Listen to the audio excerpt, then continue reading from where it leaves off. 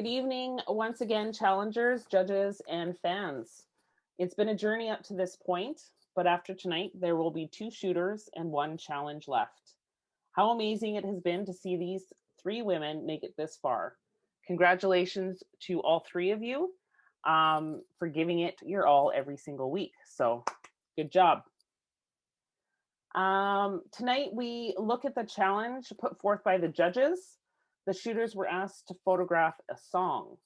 The judges are hoping to see tension, a decisive moment, and or some personal reflection within your submission.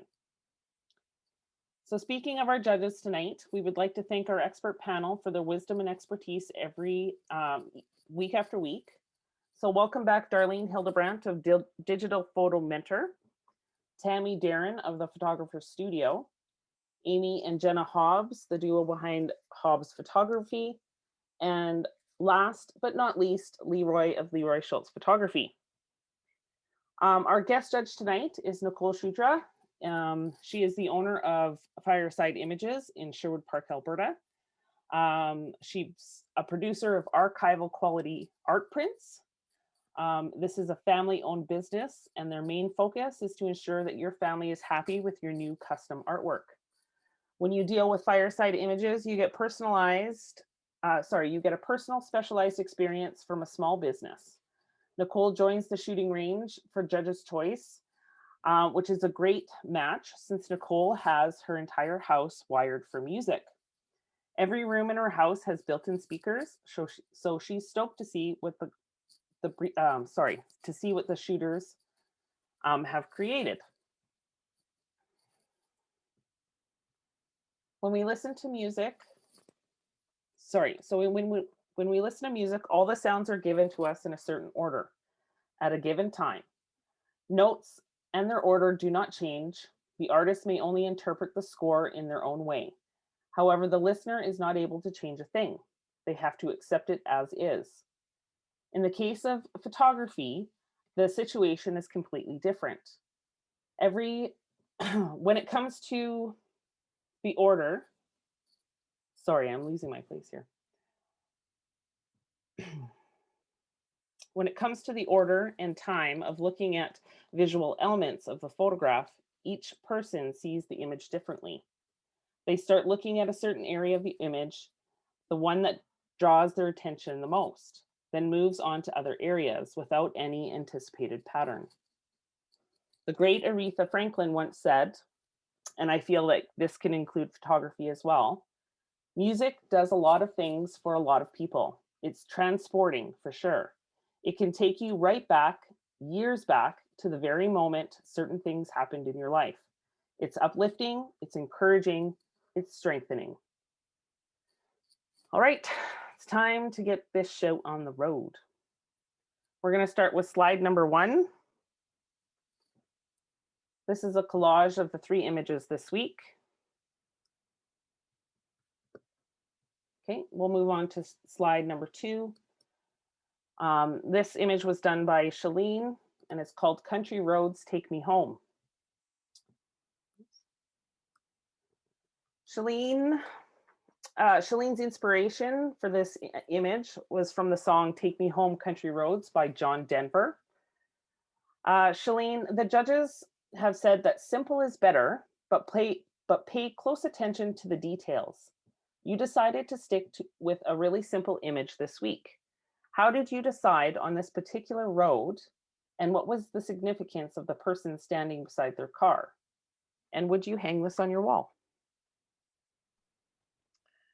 How did I decide on country roads? Well, this was one of those weeks where I had probably half a dozen better songs in my head, but a lot of them were not suitable to this time of year to shoot. Like one that popped into my mind was Message in a Bottle, but when there's not a stitch of open water around, you can't really shoot that one. So this one came to mind for me because I have listened over the number of weeks that we've done this about how simple often is the answer. And I thought, like for me, music has been something that's been with me my whole life. So if I go back thinking to when music really became important to me, it was something that I used to do with my mom when we would drive out to our cabin, because sometimes we would go without the rest of the family. And that was, I hate to say this, but in the early 70s. And Country Roads is one of the older songs there. And what's funny about that is when I play my music in the car for my kids, they would catch on to certain songs, and this would be one of them. And there's been many that have been in my playlist that they have incorporated into their playlist. And you also find it as a mark is when people redo or recover songs, they often pick ones that I've frequently had on my list. So my kids really like this song as well. And so the reason I chose this road, it's one behind our house. And the thought I had about doing it is like, can I make it simple, but can I also make it look like almost like an old style 1970s vinyl album cover as well to match that kind of situation? And I thought it was nice on this road because the angle was great. The sun was set, the sun sets on the right side of the photo, so that's perfect, and it was coming in that way. And it the way I tried to shoot it was to highlight the choices in the road about what you're going to do, and that, you know, coming home or going home is nice to do, but sometimes it can be uphill. I liked the angle of the road. I liked what was there, and I liked the color matching to like thinking about that sort of desaturated 70s look. The significance of the photo is that's my son. He has only been 16 for 6 months, and that is his prize car that he loves to drive now. And he's not like my daughter. He's not a huge poser. He will, for some of my pictures, do when I ask. But when I said I was going to shoot this song, I said, "Would you do it for me?" And he jumped on it. Oh, So nice. I figured, you know what, if he's going to agree to it, then that is what we will shoot. Like, I'm sure there was probably more complicated, more emotive songs I could have chosen, but this one just makes us both happy. When I taught him driving lessons, we would listen to this song when we were out driving, because of course he needed to learn during COVID, so he had to have his mom teach him. And so, yeah, there's a lot of history behind the song. Spent a lot of time driving this road teaching him as a 16-year-old. And yeah, I hope that you know, and he's trying to make some decisions in his life about what where he wants to go to school. And I hope that comes back around, and those country roads bring him back to our place all the time. Awesome. That's so nice. One more question for you. Sure. What has been the biggest aha moment for you since starting the shooting range? Oh, that's a tough one. Oh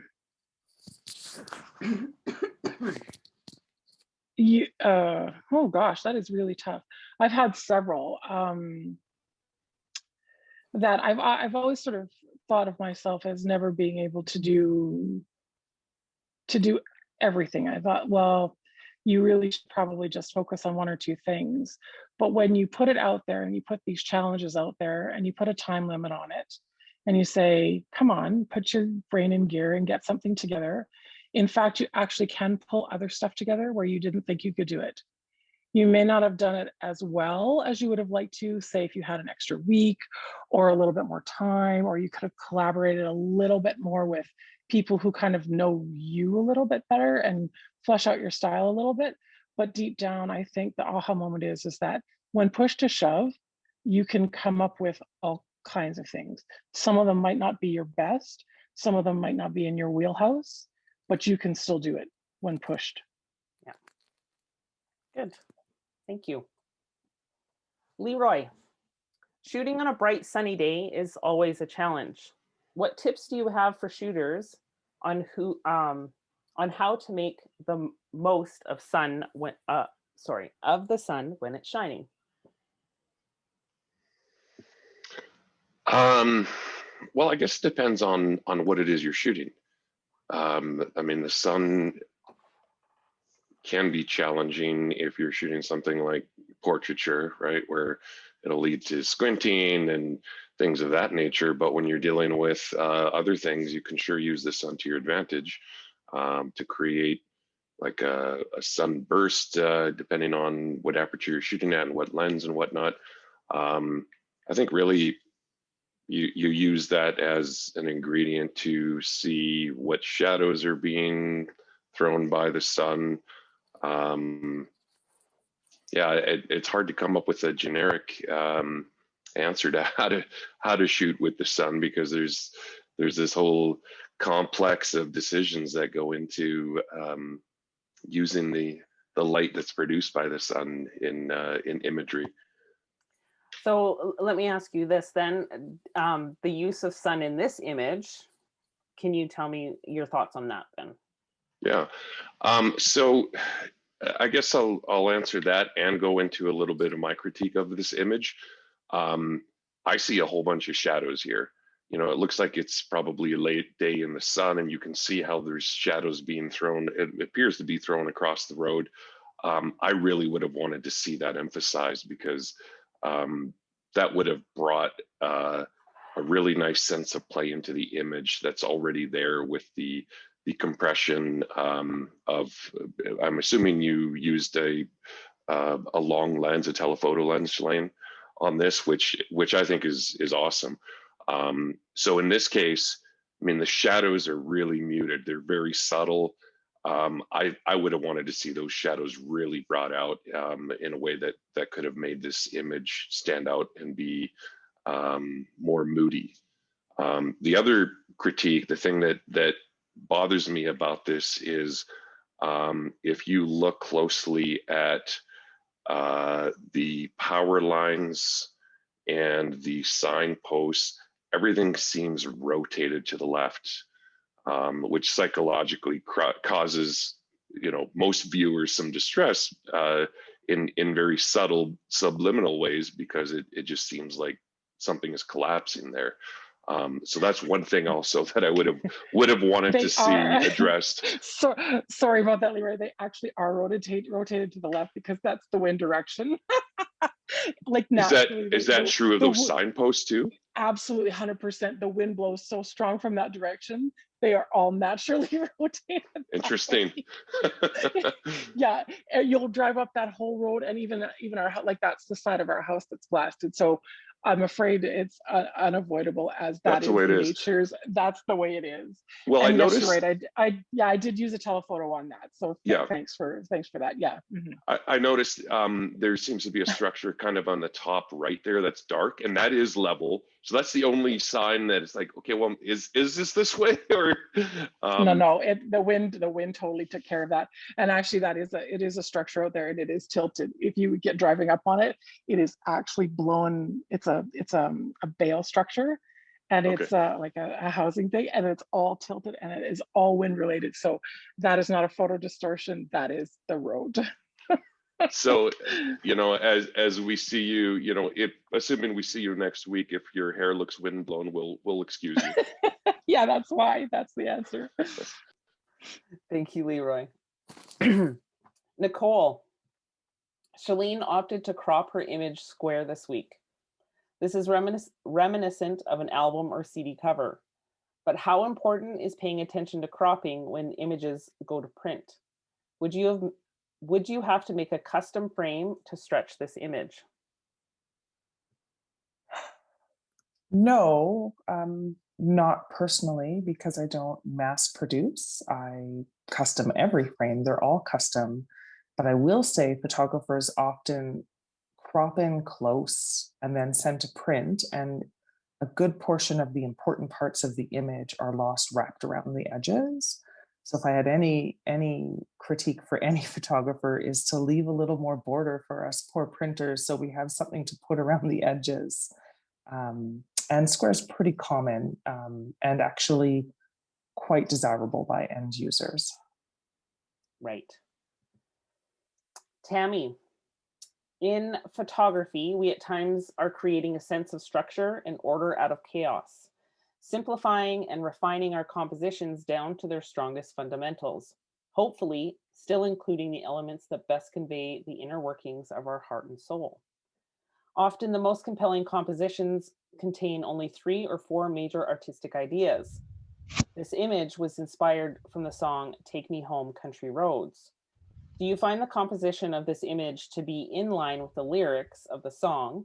And if you were shooting the scene, What would you have done differently? Yeah, I made a comment of this that yes, that it definitely does say country roads. I mean, there's no city line anywhere to be seen.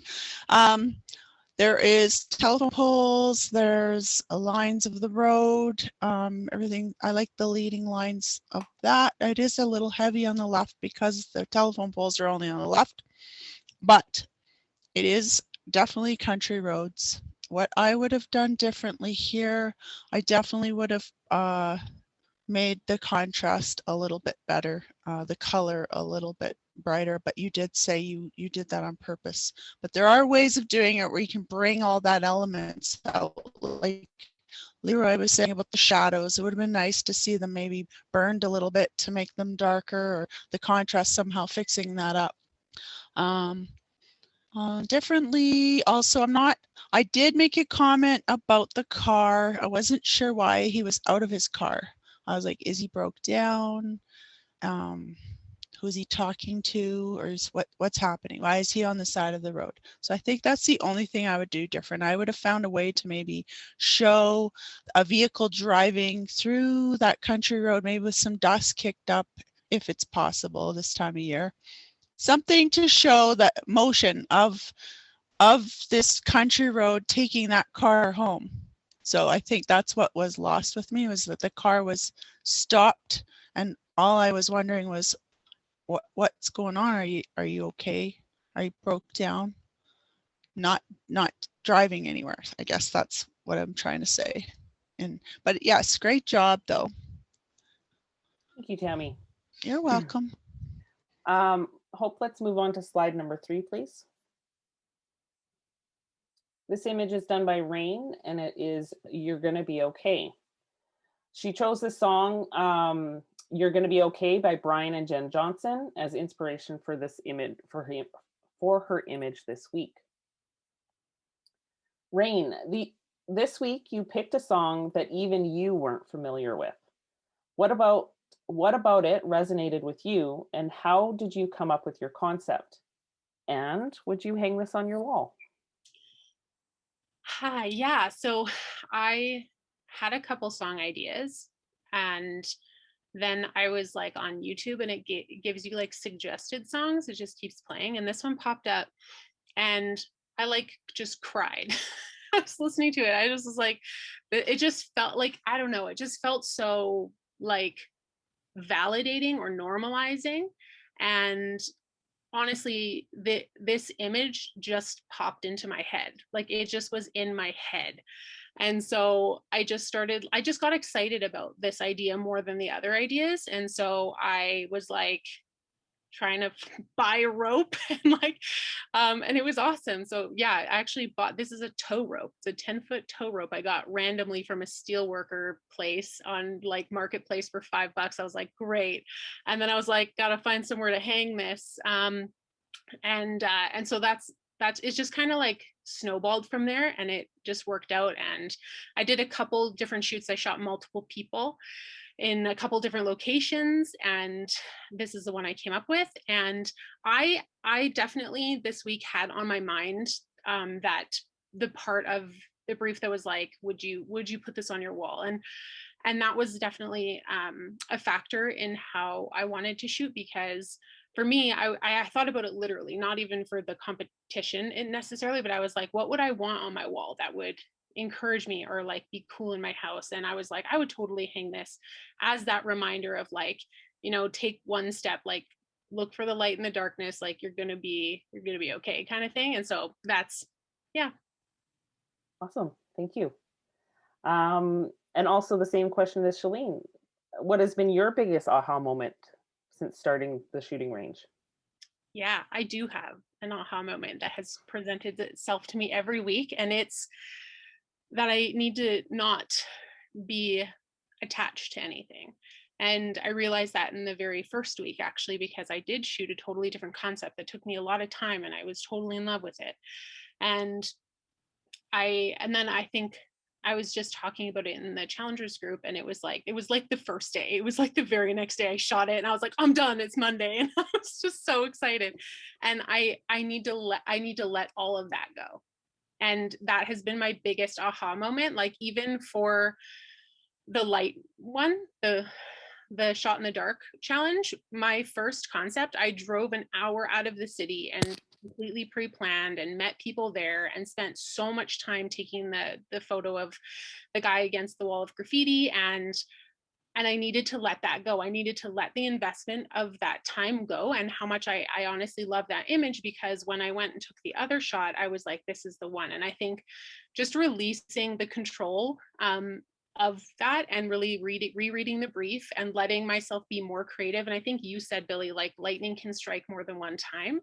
And I've really just wanted to learn a lot in this. Like, this is such a learning opportunity for me, and I don't have a wheelhouse. I don't have a style. Like, I'm developing it, and I really want to maximize that. And so, yeah, long answer short is just letting go of the control and not being emotionally attached to anything, and giving myself the space and the time to invest in multiple things, and then having a larger pool of images to go through and be like, yeah, this is the one that I want to submit.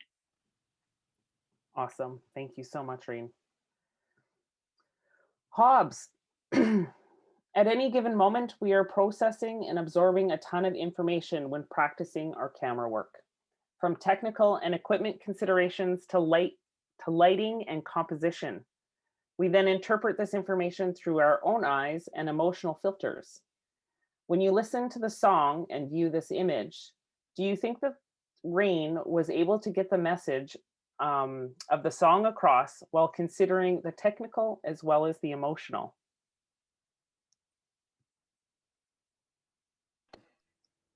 It's always like, who's going to go first? I know. It's always anticipation. Who's it going to be this time? I feel like Rain did a fantastic job this week. Both Jenna and I really agreed that we appreciated the look, the mood of the location, that you didn't just go, to your backyard fence, because it would have ruined the mood of this photo. Choosing this kind of industrial looking wall really lends to that mood. You wonder what the story is behind this, and anytime you can create that sense is fantastic. The light on her face is really beautiful. From a technical standpoint, your focus is like a little, it's quite high noise, which I honestly don't really give a crap about high noise. That doesn't bother me.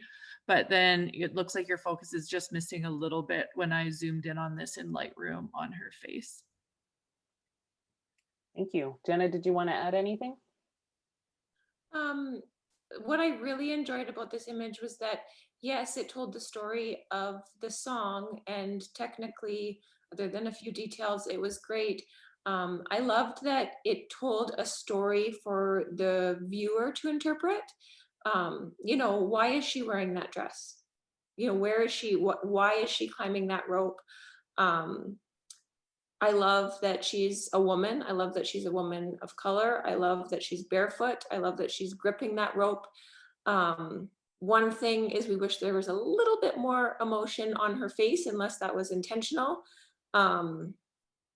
But yeah, and I loved that the location, why is there these pipes or whatever they are in this industrial area, and she's wearing that beautiful dress. It makes you think, and I like images that make you think. Thank you. Darlene, Rain used light painting to assist with the lighting in this image. How effective do you think her choice of lighting was in conveying tension and hope?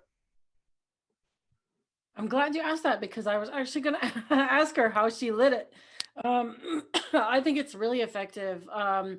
Amy already mentioned that, the light on her face is beautiful. She's picked up the texture of the rope, which makes it, look rough and like it's hard, like she's got a hard climb, yet she's wearing this kind of soft, feminine outfit, right? My only comments, and I actually want to change my own opinion now because after hearing what Amy said about the wall and the industrial, I wanted to get rid of the pipes, but now as I'm looking at it again, I think that the pipes are actually sort of like another obstacle for her in this way up, right? So it kind of represents another stumbling block that she might have to overcome. So scratch what I said in the comments. I like the pipes now. So, but I think the lighting is fantastic. And considering the amount of time that you've even just owned your camera, this is incredible. Thank you, Darlene. Tammy, you've been a stickler for focus and grain since the beginning of the competition. You prefer shooting models and using studio lighting. Given that this was shot on location by someone with limited gear and experience, what advice do you have for Rain going forward to improve her craft? Of course, you would bring me into this one. Yeah, so what advice? Okay, well, the grain, let's just bring this up here. So that was the one thing I didn't like about the image. And so if you really bring it in, like it's not in focus and it is grainy, but I did say I like the lighting, but I think depending on how you light this image and all your different settings on your cameras, you can get away from grain. So studio lighting definitely helps with that. If you have strobes, you will get some really tack sharp images for sure. And there are ways of lighting this. I don't know where this is, but if it was just a short wall, you could light this in many different ways, depending on what you have. Like some lighting comes with clamps, or you can have it from above, or you got a bunch of assistants holding things. So there are ways of lighting in funky places that will give you that tack sharp lighting. I like using strobes, that's me. I find everything's usually very, very focused that way. If I try to light something with them, yes, you will get a lot of grain. Thank you, Tammy. Let's move to slide number 4, please. This image is of Corey Lynn's image, Into the Light of the Dark Black Night. Corey Lynn decided on Blackbird, originally done by the Beatles, but this image was inspired by Sarah McLachlan's version of the song. Corey Lynn, you shot your entire concept twice this week, and we're still questioning your edits when you submitted. Yes, I was. Do you think that you came close to creating the vision you had intended, and would you want to hang this on your wall?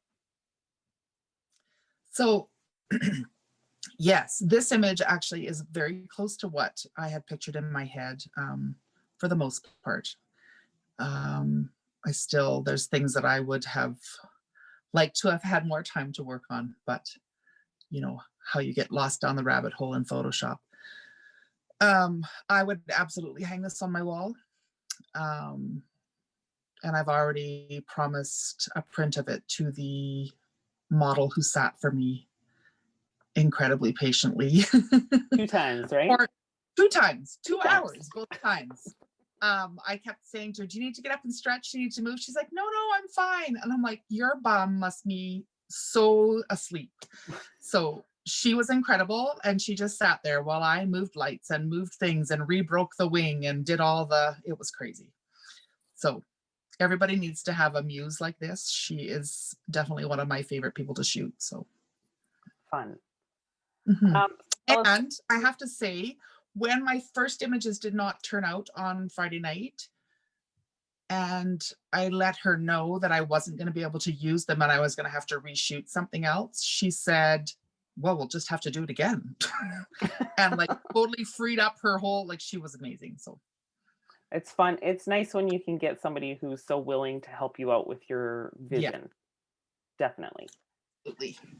So tell us what your biggest aha moment was since the beginning of this journey down the TSR rabbit hole. Oh, I've had lots of aha moments. A lot of them are that I just need to learn how to get out of my own way.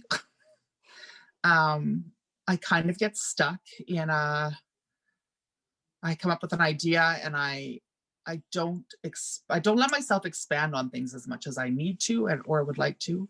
Some of that I think has just been where I've been at emotionally and in my own life right now, but it's been really good for me to try to learn how to push myself.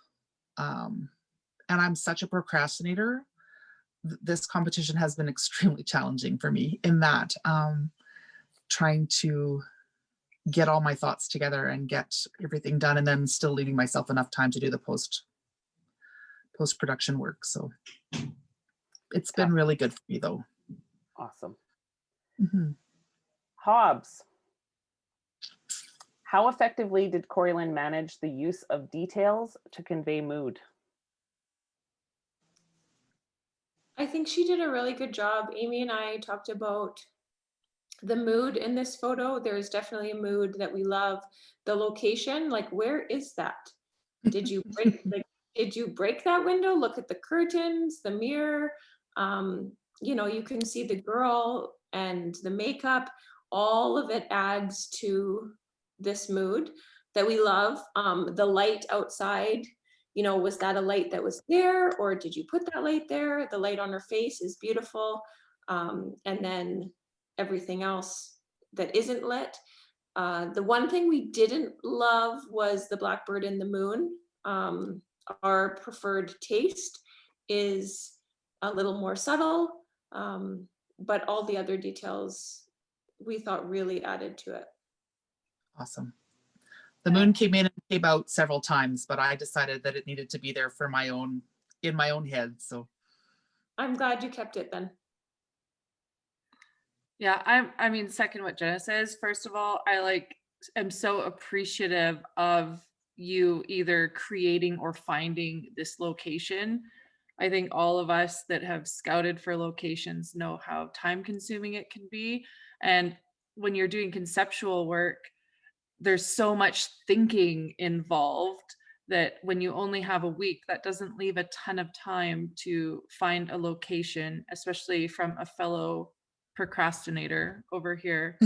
And I thought I was just really like proud of you when I saw this, because we've talked so much about making sure that the details that you have in there are adding to your story. And aside from the bird and the moon, I love all the details about this. I love the wisps of her hair. I love the broken wing. I love the filth on the window, the tattered curtain, her reflection in the mirror. It all lends to a mood, and you've created a story in one image. So yay, you. thank you. Thanks. Thank you, Hobbs. Darlene, when adding elements in Photoshop, such as birds, do you have any advice for Corey Lynn and the other shooters to make them look more realistic? I'm not really, you should ask Renee that next week. I'm not really a composite builder myself. The only time that I add things, like I use Luminar as a plugin, and it has a sky augmentation feature where you can add elements and things. I too had a comment on the bird because I don't think it looks like a blackbird silhouette. It looks more like a pheasant or something. So I think, I don't know. We all have things with the bird. I would have liked to see without the bird and just the moon. Like, I don't think you needed the bird, but the moon definitely I like there. I couldn't find any faults with it though. Like, the bird doesn't take away from the impact for me. The only thing that maybe you could have done with the bird is just maybe fade him out a little bit so he's like not quite such a strong silhouette, or have the clouds come across the bird and the moon a little bit to soften it. Yep, absolutely. And I can see that myself. Like I said, I got lost in Photoshop, and that was the last element that got stuck in there, and I was like, okay, I just got to be done. So what about moving the moon down a little bit? Because it's kind of like, it's that detail again where it's touching that edge of the window glass there. If the moon was like, I'm assuming you added the moon as an element, If you I just did. move it down a little bit so it's not touching that bit of glass. I also had it partially like so that you could only see the bottom 2/3 of the moon in some. I had it all over the place. So I will continue playing with it before I print anything, I think. So Yeah, maybe even like play with the position of it, and then maybe even like take a tint, like that blue tint that's on the window or of her sweater, or even the blue from the wings, yeah, and just put a slight blue over the moon, like a blue moon, right? yeah, absolutely. But Thank you. this song had great meaning for me as well from my own personal past. So I really enjoyed this image. Thanks, Darlene. Thank you. Nicole, one of your comments on the judging form was that there was some color saturation on the wings. If this was intentional, but would not print well, what would you suggest to a client wanting this image printed? Oh gosh, it doesn't print well when it looks like neon pink noise, and it was just kind of over the wings in the back of her head. It tends to look like ink droplets when printed large format on canvas, and clients inevitably come back and have words about noise when it's all one color like that. Typically I just tell them to go back and talk to the photographer about whatever their grief is. Usually photographers can desaturate that pretty quickly. There's nothing I really want to do as a printer to touch a photographer's vision. Generally, I just say, call them back. Photographers are super willing to meet your vision as well. That's just the best option for me. It makes everybody much happier when photographers have control over their own image. Very true. Very true. Right. Thank you. I've been doing it a long time, and I've learned that photographers generally want the best out there. So they usually get on board really quick. Yes, they do. Because they don't want their work.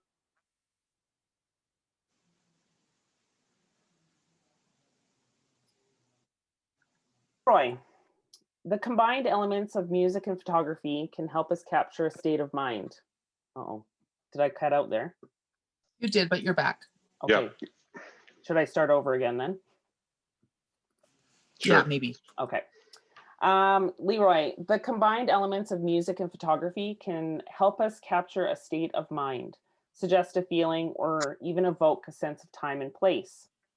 Common themes that are often explored between both music and photography may include solitude, joy, sadness, escape, nostalgia, loneliness, tension, and passion, just to name a few. Did you feel the connection from the music to the photograph, and which themes came across to you? That's a good question. I think yes. The answer is yes. There was a strong correlation between the song and the image. I think there's a beautiful sense of self-reflection and melancholy in this image. I'll echo what some of the other judges have said, that there's a lot to like in this image. I think there's evidence of a certain mastery of lighting here, of just starting from that foundation of what will I shoot, how will I represent this, that concept stage, and then the implementation and detail stage. I think there's a lot that really stands out about this image. I will jump on the anti-bird bandwagon. I think that I do find like that's a little too much spice in this dish. I wonder what it would look like without that. And I did also notice that noise in the color noise in the wings, but that's when you're pixel peeping. And then the other thought I had is I wonder what it would look like if you just bring that bottom left corner in and crop things in a little bit tighter.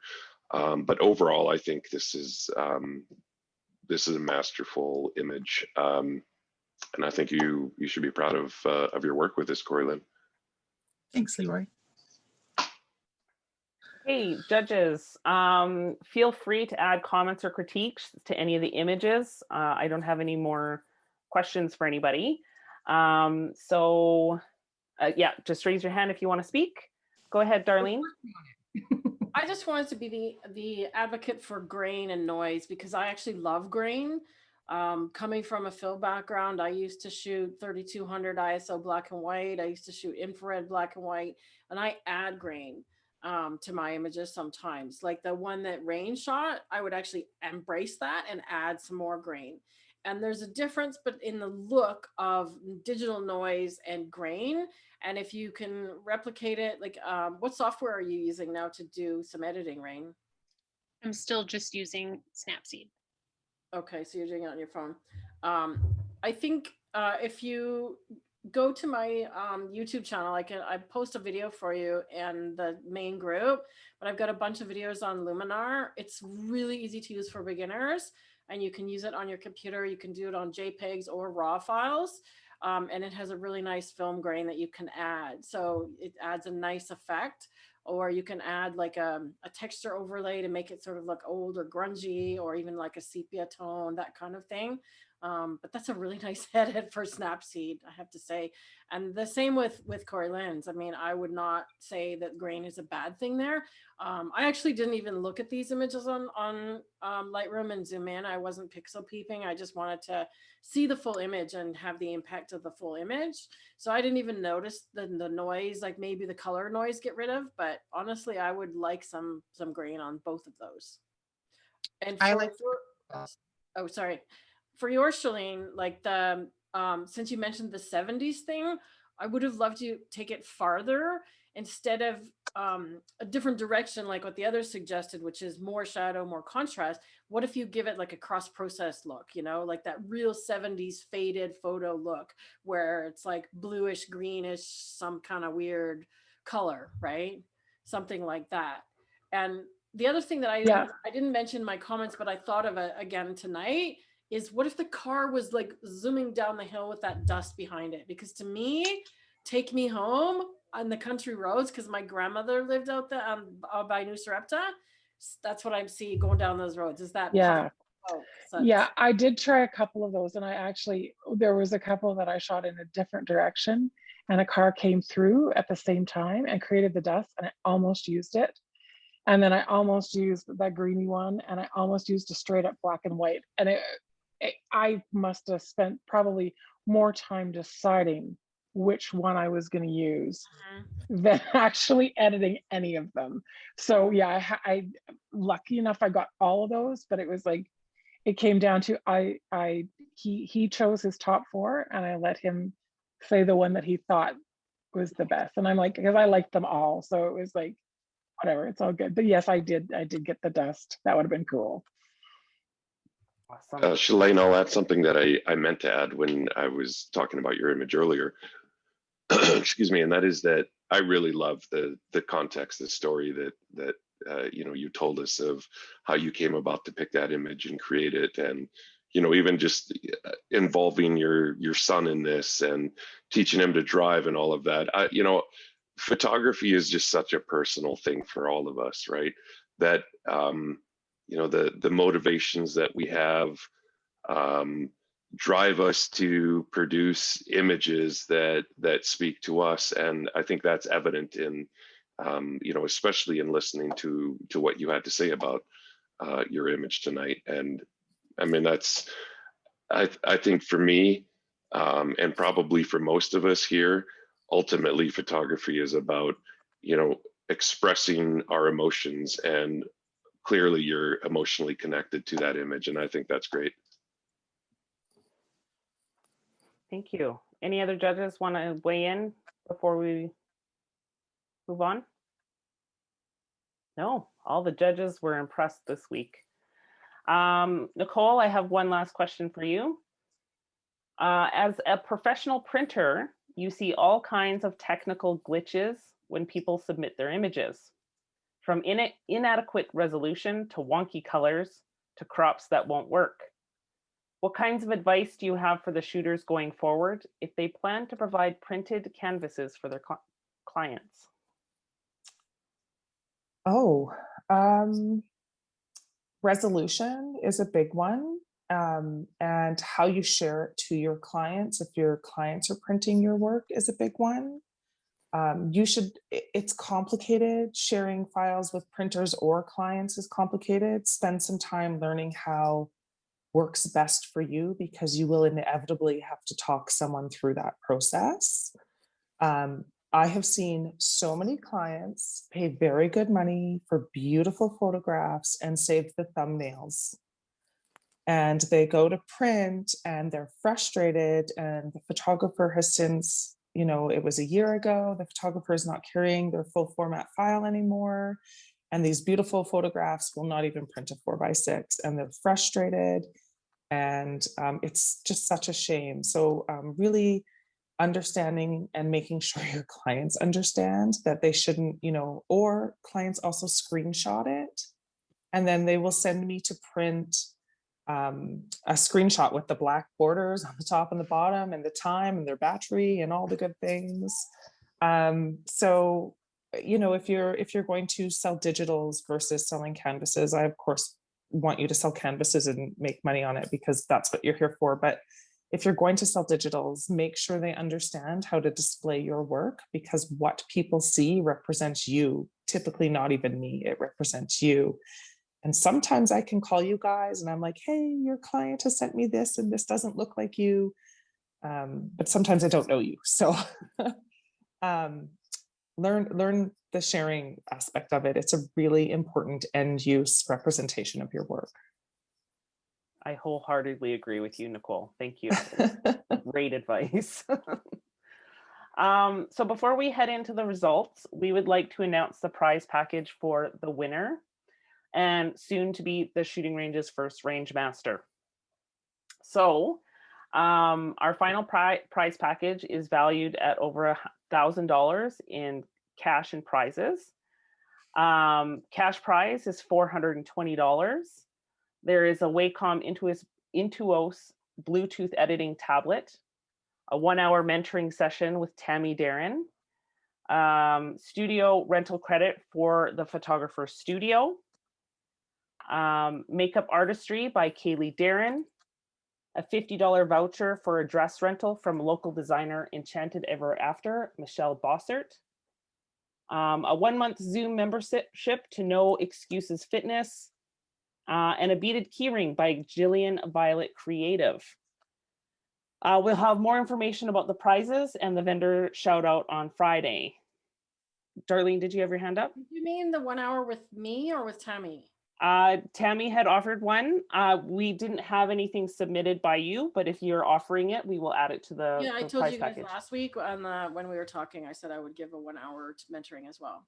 Okay, we will add that to the list. So also a 1 hour mentoring with Darlene. So now we have come to the end of the night, and you all want to know who will go home and who will be going on to complete in the final challenge portfolio. Just don't bring it up just yet, Hope. Rain. Leroy said, beautifully lit, evocative, and mysterious. Well done. Corey Lynn, the Hobbs remarked, we are living for the mood in this image. Booyah, baby. Shalene, Tammy said, leading lines are always great. Love the wires leading up the road. I love country roads, and I love this song too. So in third place this week, with Country Roads, Take Me Home, is Shalene. Shalene, it was so amazing to get to know you after over these last 3 months. We got to celebrate with you on your publication of your book, Wild Ride. And we thank you so much for being here with us. We hope you've equally enjoyed being here with us too.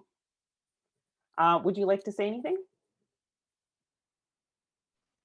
Sure. I'd just like to say thank you to everybody, and I appreciate the opportunities that I've had to do some things that I wouldn't normally do, and get out of my box and try something else, and to meet everyone. And over these weeks, and it has been very educational and enlightening.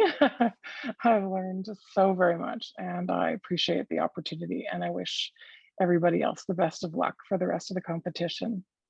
Thank you, Shalene. And now you know you can do it. You can shoot anything. Okay, so, where am I now? Okay, so now that means Rain and Corey Lynn will be our final two heading into the very last challenge. The judges all loved your images this week, but they agreed that first place, hope you want to bring it up as I'm saying it. First place and winner of week 10 Photograph a Song is the person who shot dun, dun, dun, Into the Light of the Dark Black Night. Congratulations, Corey Lynn. You worked very hard with this image this week.